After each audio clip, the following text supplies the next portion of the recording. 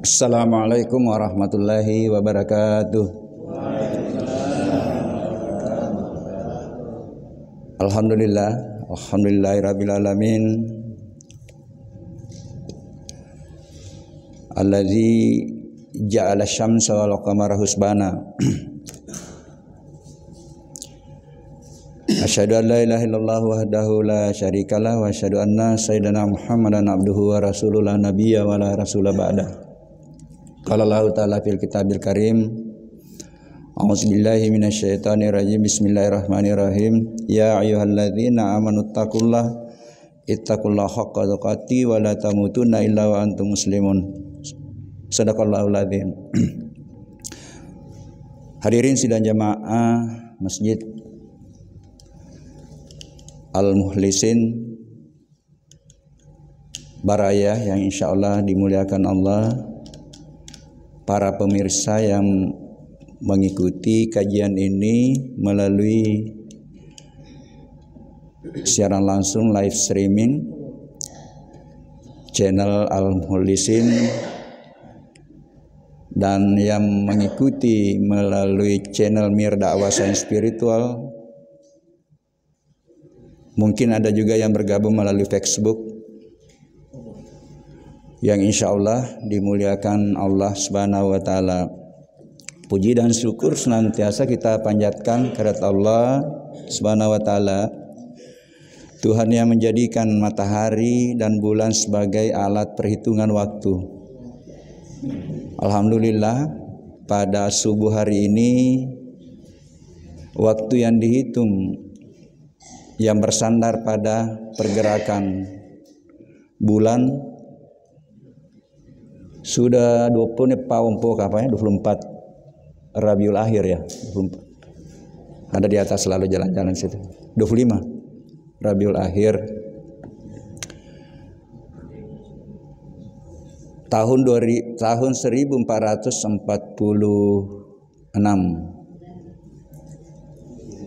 Hijriah, bertepatan tanggal 29 Oktober, waktu yang dihitung bersandar pada pergerakan bumi terhadap matahari. Tahun 2024 miladiah. Sisa 2 bulan lebih lagi bumi ini akan kembali mengawali pergerakan barunya 1 Januari 2025 setelah melintasi garis lintasannya selama 365,1 hari. Mudah-mudahan saja Allah memberikan kita kesempatan untuk menyambut dan menikmati lagi pergerakan baru itu. Bumi, perhitungan waktu berdasarkan bulan dan berdasarkan pergerakan bumi semuanya milik kita. Semuanya milik umat manusia. Dasar penetapan waktu salat berdasar pada pergerakan matahari. Dasar penetapan waktu puasa dan waktu lebaran berdasar pada pergerakan bulan. Jadi dua-duanya kita milik kita. Ya, bukan ada yang miliknya saudara kita di luar Islam, kemudian yang satu itu milik kita. Salawat dan taslim kita haturkan kepada Nabiullah Muhammad sallallahu alaihi wasallam, Nabi dan Rasul.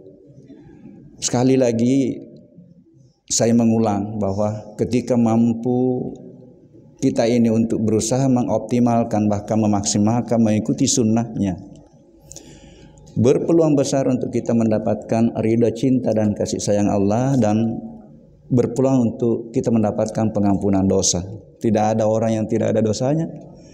Nah, rupanya sudah dibuka rahasianya. Kalau kita mau mengharapkan adanya peluang-peluang pengampunan dosa, ya perbanyak mengikuti sunnah. Qul in kuntum tuhibbunallah fattabi'uni yuhibbukumullah wa yaghfir lakum dzunubakum. Sampaikanlah Muhammad kepada umatmu, kepada hambaku, barang siapa yang mengharapkan cinta, ridha dan kasih sayangku, atau bisa juga bagaimana, barang siapa yang membuktikan cintanya kepadaku, mahabbah kepada Allah, perbanyaklah mengikuti sunnahmu dan berpeluang untuk aku ampuni dosanya. Ini ayat saya ulang lagi, setelah saya belajar saya catat tersendiri, 331, Ali Imran 31. Ayat yang kedua yang saya catat setelah saya belajar surah ke-6 Al-Kahfi terakhir. Itu juga di situ menarik ketika Rasulullah menyampaikan bahwa aku ini adalah manusia biasa yang diberikan wahyu untuk mentauhidkan hanya Allah. Dan yang menarik, barang siapa yang akan berjumpa dengan Rabb-nya, lakukan saja dua hal, lakukan kebaikan dan jangan menserikatkan aku. Nah, tinggal nanti apa itu kebaikan. Nah, inilah mungkin harus ada standarisasi kebaikan. Karena kalau tidak ada, kebaikan itu hanya ada pada persepsi kita. Kita anggap diri kita benar, orang lain menganggap salah. Nah, nanti bagaimana kita bijak menyikapi hidup beragama dan bermasyarakat, perbanyak bacaan. Jangan hanya terkungkung pada satu kitab, karena dengan banyak bacaan, banyak mendengar, banyak melihat, banyak merenung, itulah mengantar kita nanti bijak dalam berpikir, santun dalam berperilaku. Tapi kalau hanya terkungkung pada satu referensi, itulah terkadang mudah kita menyalahkan orang. Hadirin sidang jamaah yang insya Allah dimuliakan Allah. Tadi malam ditanya judulnya, langsung saya teringat, tadi saya ikut upacara Sumpah Pemuda. Karena rujukan utama kita kalau kita mau menata hidup kita, menata pikiran kita, memang Quran dan hadis atau Rasulullah. Karena Rasulullah itu sudah mempraktekkan isi Quran.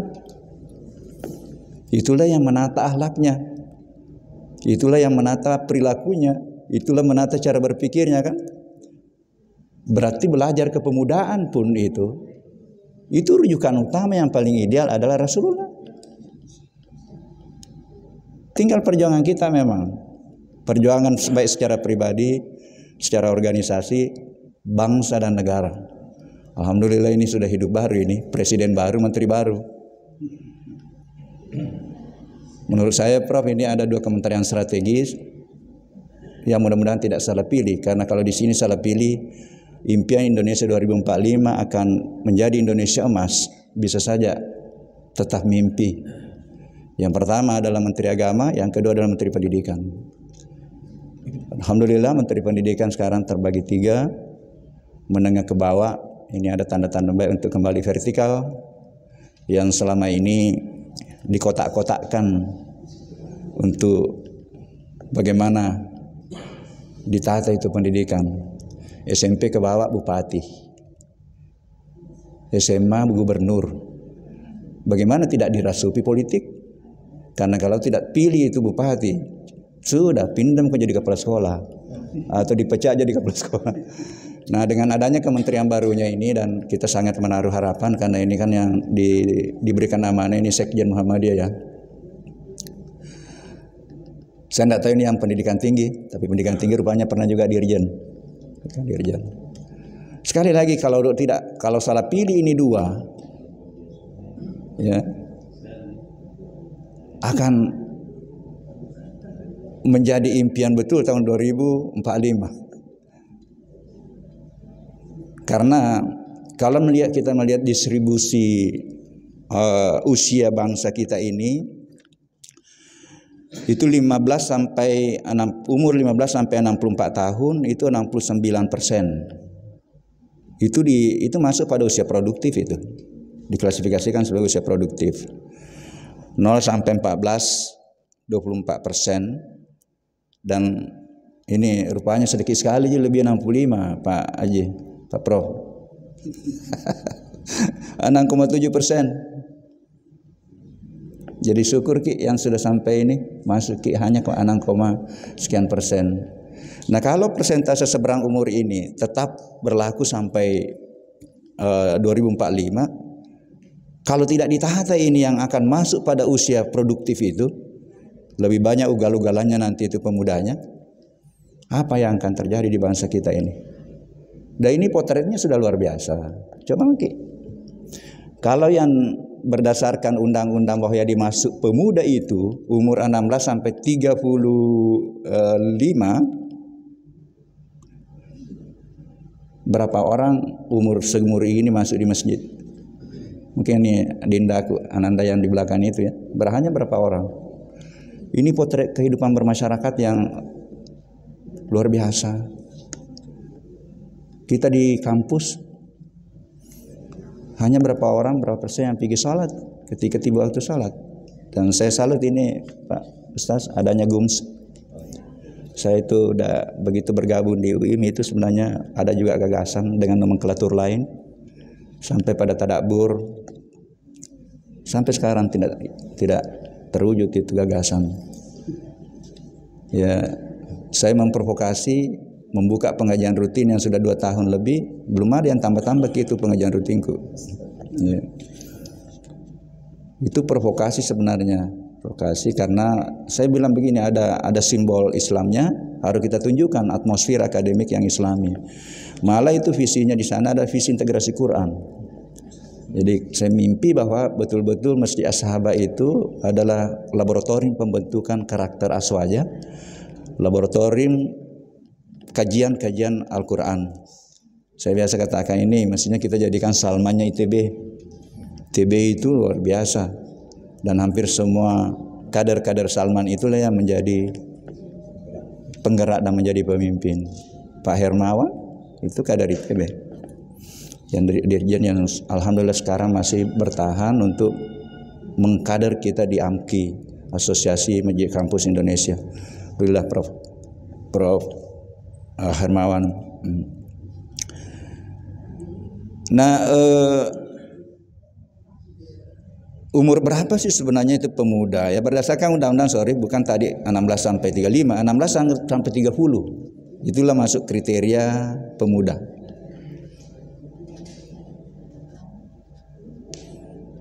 Nah, tinggal ini yang dipelajari sebenarnya. Tahapan-tahapan kehidupan Rasulullah itu yang kita gunakan sebagai referensi untuk men-setting tujuan pendidikan. Saya tahun berapa itu tadi undang di Unhas itu narasumber bagaimana menata sumber daya manusia yang ideal. Itu saya intip itu.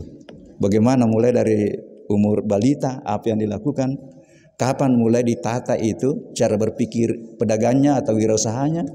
Terlambat kalau perguruan tinggi. Kalau kita belajar dari Rasulullah, kalau Rasulullah umur 12 tahun sudah diajak oleh pamannya pergi berdagang. Tetapi memang berdagang secara mandiri itu umur 17 tahun. Dan rupanya dia geluti itu sampai umur 37 tahun. Jadi berapa tahun sebelum dia nikah ya. Dan puncak karir wirausahanya, perdagangannya setelah umur 25 tahun. Karena sudah dia bekerja sama dengan pemilik modal yang menjadi istrinya. Ya. Nah, itu luar biasa juga perjanjian ini bisa menjadi diadopsi sekarang. Ya, bahwa tadi untung bersama yang konsepnya sekarang Mbak Syariah ya. Murakabah yang kerjasama itu. Ya. Untung bersama, kemudian ketika ada kerugian itu ditelusuri apa penyebabnya dia rugi. Ketika kerugian itu akibat cuaca, akibat iklim, akibat kondisi alam yang tidak bisa dikendalikan, itu dikendalikan oleh atau ditanggung oleh pemilik modal. Tetapi ketika ruginya itu keteledoran yang diberikan amanah ini atau sengaja teledor atau sengaja spekulasi, tanggung jawabnya yang melaksanakan itu. Yang begini-begini semua bisa jadi diadopsi menjadi referensi atau menjadi dasar untuk melaksanakan transaksi atau kerjasama di dalam melaksanakan usaha. Ya, Pak ini pernah katanya pengalamannya cerita aja itu katanya tidak begitu prakteknya tetapi minimal sudah ada dasarnya. Tapi ada bocorannya apa yang dilakukan Rasulullah, mestinya itu menjadi fondasi ya. Bukan hanya menjadi fondasi nama, nomenklatur, tetapi bagaimana implementasi dari muraqabah itu memang kita lihat apa yang dilakukan Rasulullah. Hadirin sidang jamaah yang insya Allah dimuliakan Allah. Saya coba telusuri pemuda di dalam Al-Quran. Itu hanya saya temukan 4 kali diulang. Itu dengan kosakata fataya ya. Makanya di NU itu ada fataya, kelompok fataya, pemuda NU. Kalau di Muhammadiyah ada juga kan, ada Aisyah, ada pemuda Muhammadiyah. Jadi nama berbeda, insya Allah perjuangan dan ruh hadirnya organisasi itu sama. Ya. Tinggal kesinya yang beda. Saya temukan ya, yang pertama itu di surat 21:60 itu bersandar pada Ibrahim. Waktu dia habis hancurkan itu berhala-berhala, ditanya siapa ini yang menghancurkan berhala ini? Nah, orang menyampaikan ada seorang pemuda namanya Ibrahim. Ini disebut pertama pemuda bersandar pada Ibrahim. Kemudian yang kedua dia bersandar pada surah Yusuf 12:26. Itu 2 pemuda ya. Fatayani itu dalam Al-Quran. 2 pemuda bersama Yusuf yang mendapatkan mimpi yang berbeda. Ada mimpi dipatok kepalanya. Ya. Kemudian bertanya pada Yusuf, ya. Ada yang bisa menerjemahkan ini. Saya mimpi begini. Ya, jadi 2 pemuda di situ di Al-Quran. Kemudian di surah Al-Kahfi, ini yang menarik.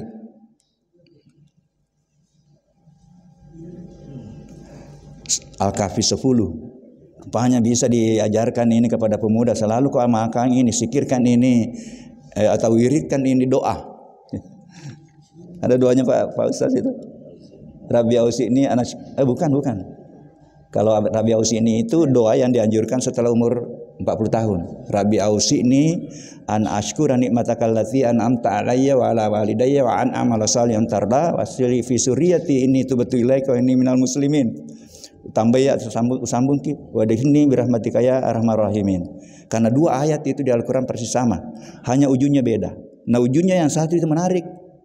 Karena kita memohon rahmat, jadi posisi sambung ya Roya. Di mana magaya kalau jadikan doa. Dan itu rupanya dianjurkan setelah umur 40 tahun itu diperbanyak doa itu. Kalau tadi ini Al-Kahfi itu untuk pemuda. Coba ke nomor Al-Kahfi 10. Ya, selalu dibaca tapi dilupa lagi. Iya, yeah.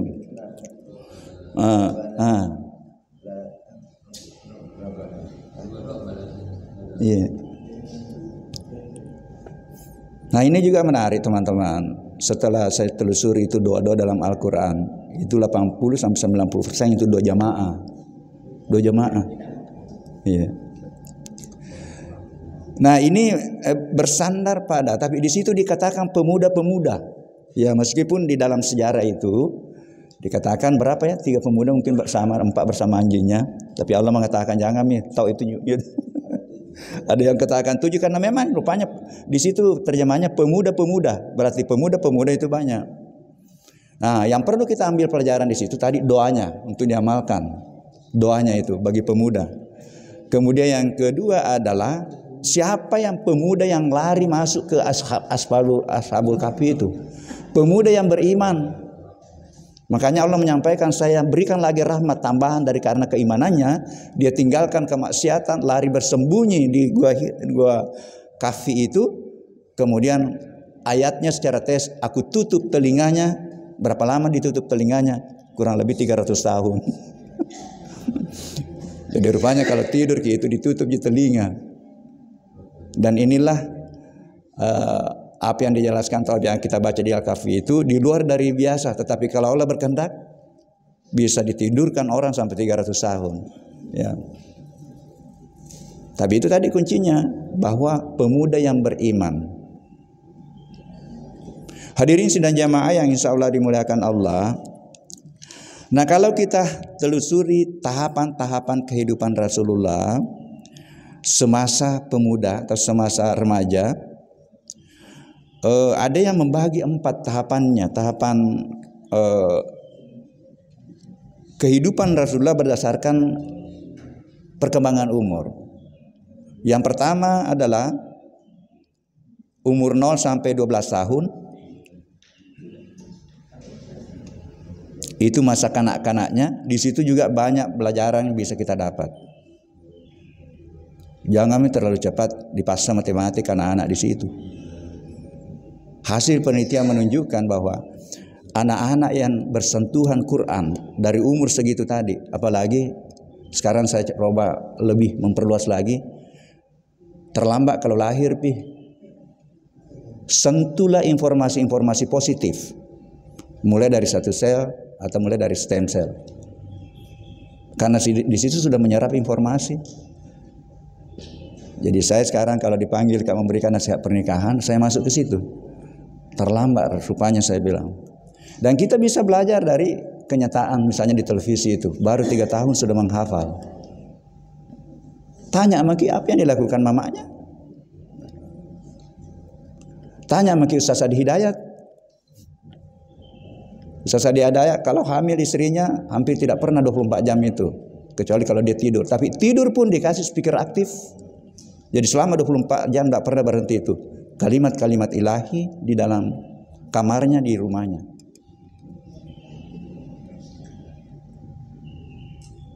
Karena menyerap, satu sel sudah menyerap. Makanya itulah nanti membuktikan nanti al-yauma nahtimu ala afwahihim, bahwa pada akhirat nanti jangan ini seluruh sel bicara. Karena informasi itu diserap oleh sel, kemudian diserap oleh memori kita, otak. Kemudian jangan lupa dia diserap oleh alam. Makanya cocok tuh Nabi bilang teman tari Allah, hati-hati kan. Mencabi sabi itu rendringnya. Betul itu. Kenapa dia informasi itu kan dalam bentuk gelombang. Nah, ilmunya nih Pak Bro.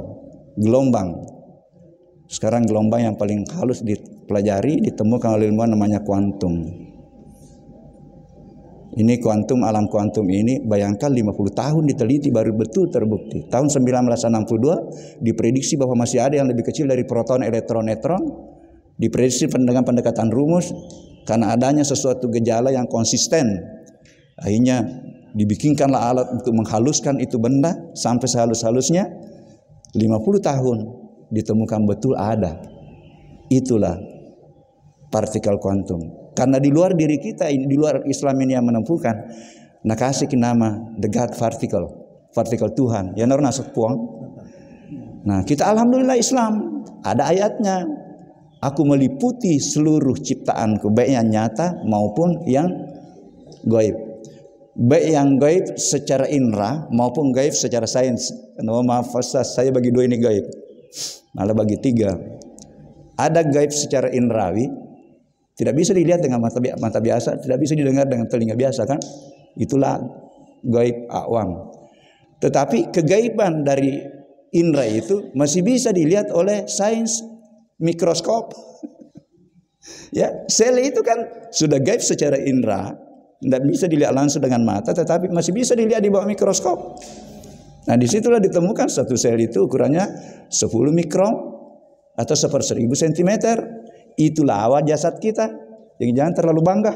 Kita berasal dari ukuran jasad kita 1/1000 cm. Diproses 9 bulan 10 hari dalam rahim. Hanya 9 bulan 10 hari jadilah 3 kilo. Masya Allah. Ada ke pabrik yang bisa merubah ukuran situ menjadi ukuran bayi itu. Tidak ada. Pabriknya di Tuhan. Dia bisa hidup satu sel itu karena ada tiupan ruh. Sumasawahu anafaha fihi min ruhihi wa ja'ala lakumus sam'a wal absara wa afidata qalilan ma tashkurun. Inilah dasar saya mencoba cara pandang kita tentang genetika yang diajarkan saya mulai dari SMP. Dia bilang kalau lama-lama orang tua itu tidak bisa, itu pintar. Saya katakan potensi dasarnya manusia hadir di bumi ini sama. Itu tadi dasar saya semua berasal dari satu titik. Semua dihidupkan oleh Tuhan yang sama. Apa bedanya? Yang membedakan tadi itu sam'a wal basara wal fuada kullu. Penglihatan, pendengaran, dan akal pikiran yang diberikan kepada kita. Siapa yang memanfaatkan itu 3, itulah yang menjadi hebat. Tetapi siapa yang terjebak dengan apa yang disaksikan oleh matanya, terjebak dengan dunia semata, terjebak dengan kecantikannya orang lain, terjebak dengan kekayaannya orang lain, itulah yang bisa menggiring kita ke kiri. Ini juga 3 yang insya Allah akan mengantar kita lebih mulia. Hadirin sidang jamaah yang insya Allah dimuliakan Allah ya. Nah kemudian periode yang kedua adalah masa pemetaan umur Rasulullah yang kedua adalah umur 17 sampai dengan 25. Jadi 17 itu rupanya sudah mulai berdagang secara mandiri. Dan puncak karir wirausahanya setelah sudah kerjasama dengan Khadijah. Dan disitulah diperlihatkan modal utamanya adalah kejujuran yang sudah luntur di kehidupan bermasyarakat. Ya, dihafal semua itu, jadi pemimpin itu 4 kriterianya. Tetapi ketika jadi pemimpin mungkin dinafikan 4 kriteria itu. Kenapa? Karena kepentingan atau persoalan politik, persoalan kepentingan partai, kepentingan lain-lainnya. Yang jelas kepentingan bagaimana mengejar harta sebanyak-banyaknya, karena yang terisi di paradigma berpikir kita bahwa harta materi yang membahagiakan. Kenapa itu terjadi? Itulah yang diajarkan di pendidikan. Mohon maaf sekali lagi. Selalu saya sorotannya di sini, Prof. Semua angka-angka kuantitatif yang digunakan untuk mengukur kecerdasan hanya angka-angka kuantitatif. Tetapi tidak ada, kita sadar bahwa tidak ada artinya cerdas atau pintar kalau dia tidak didasari dengan akhlak. Bahkan akhlak yang paling utama. Karena dari situlah nanti muncul sendiri itu motivasi atau kreativitas akan muncul tersendiri ketika akhlak itu bagus. Tetapi akhlak itu adalah gambaran dari kualitas jiwa, kualitas hati. Makanya ya, bahkan Buya itu mengatakan itu sebenarnya di awal itu yang dipelajari memang bagaimana kesadaran kita terhadap akidah itu. Jadi urutan kedua katanya baru itu ibadah dipelajari. Nah itulah yang perlu diadopsi juga masuk di pendidikan. Di situ dulu diasah. Karena kalbu yang diasah itu di anak didik kita, dididik bagaimana zikir, bagaimana baca Al-Quran, bagaimana salat duha dulu ya. Ya, langkah awalnya itu hanya terjadi perubahan hormonal di dalam tubuh kita, atau karena masih sifatnya belum permanen. Tapi kebiasaan-kebiasaan tadi itu baca Al-Quran, kemudian zikir, kemudian dididik dia dengan kebiasaan-kebiasaan baik, itu akhirnya akan berubah nanti secara sarafi. Kalau dia sudah berubah menjadi saraf, menyambungkan neuron-neuron di otaknya itu otomatis. Sudah otomatis. Nah coba belajar bagi kita ini yang sudah biasa salat jamaah, masih adakah unsur bahwa muka dilihat oleh orang? Begitu azan langsung. Kenapa? Sudah tersambung itu saraf yang menyambungkan saraf ini karena azan. Itu secara saraf. Tetapi kalau baru pertama, baru kedua itu baru perubahan hormon. Misalnya bahagia itu naik dopamin, kemudian naik oksitosin misalnya. Tetapi setelah itu berubah jadi efek hormonal dari kebiasaan kita itu, akhirnya nanti berubah jadi sambungan-sambungan saraf. Dan sambungan saraf yang paling luar biasa ditemukan tahun 90-an ini luar biasa. Rupanya sarafi itu atau neuron itu ada di kalbu. Tetapi potensi sambungan di kalbu itu hanya kurang lebih 40.000 potensi sambungan. Tetapi di otak ini kan sudah lama diungkap itu miliaran. Tapi Masya Allah saat yang tersambung di kalbu 5.000 kali lipat kekuatan sambungannya itu di otak. Inilah bisa merubah lagi cara pandang atau paradigma mengajar kita. Kalau kita sentuh kalbunya anak didik kita, insya Allah itulah akan permanen menentukan perilakunya. Dan jangan lupa dari sisi ilmu otak, ini juga harus hati-hati. Karena rupanya tidak bisa lagi putus ketika sudah disambung dengan kebiasaan-kebiasaan jelek. Dari sisi neurosains tidak bisa lagi putus. Pantas Allah itu menyiapkan banyak sambungan. Apa yang perlu dilakukan kalau ada kebiasaan-kebiasaan kurang baik? Bikin sambungan baru. Saya merenung lagi, pantas agama mengatakan kalau sudah berbuat kesalahan, tobat, ikuti amal baik. Tobat itu ada niat untuk tidak melakukan lagi, kemudian mengikuti amal baik artinya bikin sambungan baru. Karena tidak pusum itu masih ada. Makanya kalau kita terbawa dengan sesuatu yang tidak baik pada lingkungan, jangan kembali di lingkungan itu. Karena pada saat kembali ke lingkungan itu, kembali lagi itu. Karena ini masih sudah ada di sini. Itu secara sarafi. Secara organ, otak itu kita miliki 3, ya. Ada otak reptil, ada otak mamalia, ada otak manusia. Hati-hati, yang membedakan kita hanya di sini. Di dalam bahasa Quran hanya ubun-ubun. Rupanya ubun-ubun itu yang bahasa dia disebut otak di dalam Al-Quran itu hanya berapa kali? 3 kali kalau tidak salah. Hanya ini, Pak.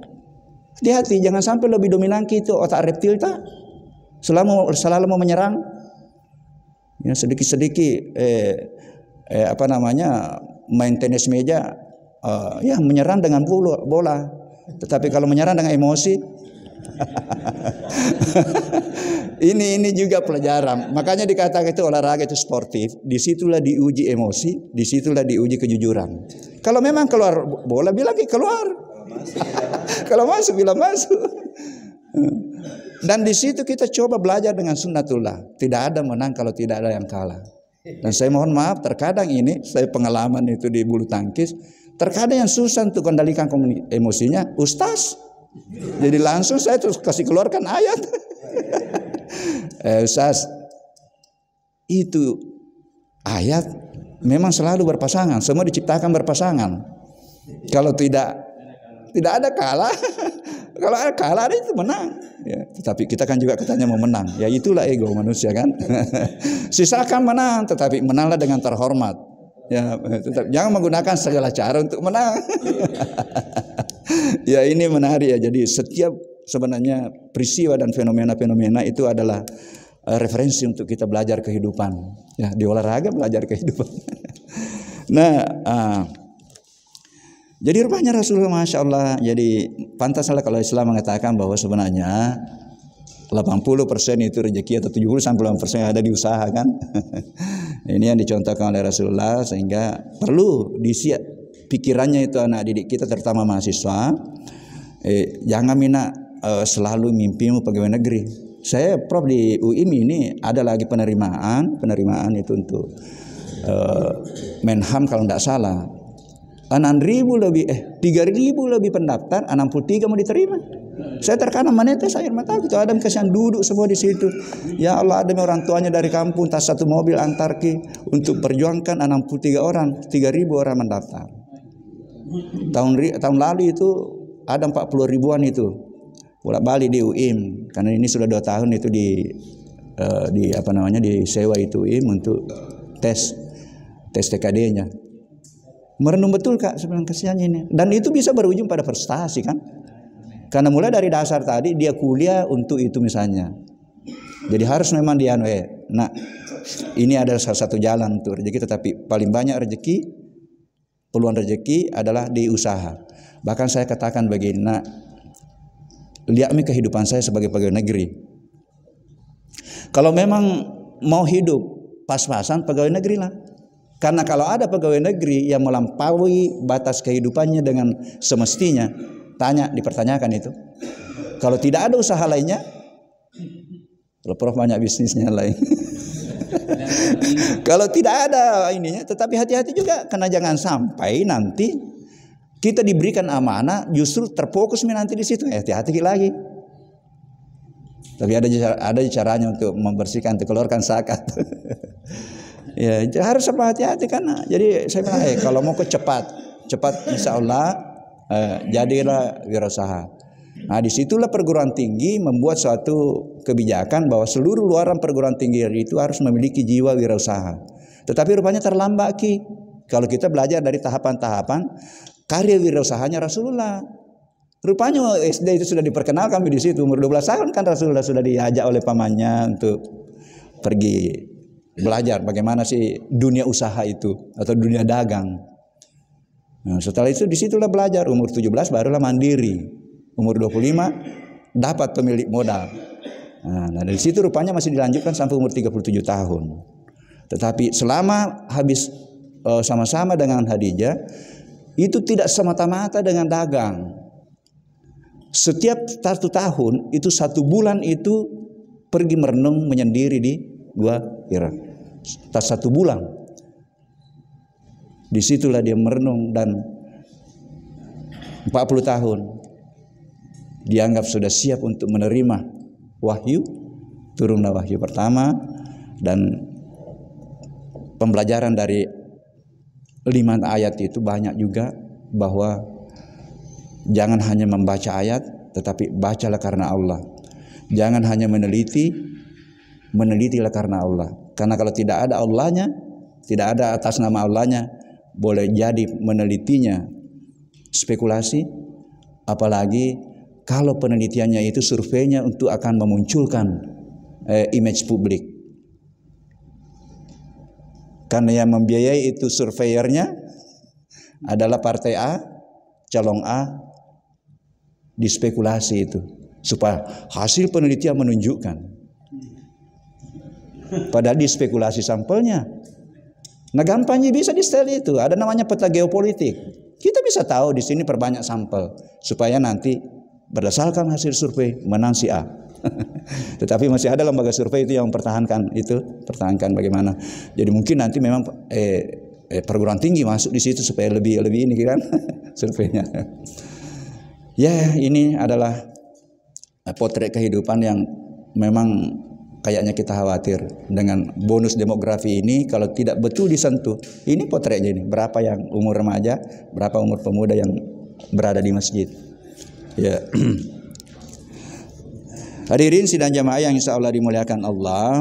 Nah, setelah itu ya kita tahu 40 tahun itu sudah dapat wahyu ya.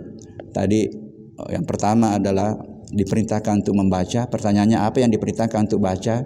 Belum ada Al-Quran. Berarti bacaan pertama kita sebenarnya. Jadi kalau kita mau belajar adalah bacaan terhadap ayat-ayat kauniyah. Dan yang pertama ayat kauniyah disuruh baca adalah diri kita. Dan yang pertama di dalam diri kita disuruh baca adalah sumber pembentukan diri. Segumpal darah. Pelajari itu, rahasianya di situ. Berikutnya Allah memperkenalkan diri. Setelah memperkenalkan, kau kenal dulu dirimu hai Muhammad, bahwa aku ciptakan kamu dari segumpal darah. Jadi secara tidak langsung memperkenalkan dirinya, aku ini adalah pencipta yang menciptakan kamu. Setelah itu Allah memperkenalkan dirinya, sifatnya maha mulia. Di ayat kelima itu Allah memperkenalkan dirinya, akulah pemilik ilmu, aku mengajarkan kamu ilmu pengetahuan. Jadi yang mengajarkan kita itu pengetahuan sebenarnya Allah. Jadi dosen itu hanya mentransfer. Hati-hati Ki, harus Ki sadar bahwa apa yang ditransfer itu adalah ilmunya Allah, supaya kita bertanggung jawab pada Allah. Hadirin sidang jamaah yang insya Allah dimuliakan Allah. Saya kira itulah mungkin, karena mungkin masih ada pertanyaan. Mari kita berjuang jadikan Rasulullah segalanya menjadi referensi kepemudaan, referensi politik, referensi bagaimana menata bangsa, bagaimana menata diri. Ada semua di situ. Dan sudah ada kitabnya ditinggalkan, Al-Quran dan Sunnatul Rasul. Mari kita berjuang sama-sama untuk menghadirkan ini. Jadikan bungkusan ilmu. Saya kira itu. Wallahul muwaffiq ila aqwamit thariq. Assalamualaikum warahmatullahi wabarakatuh.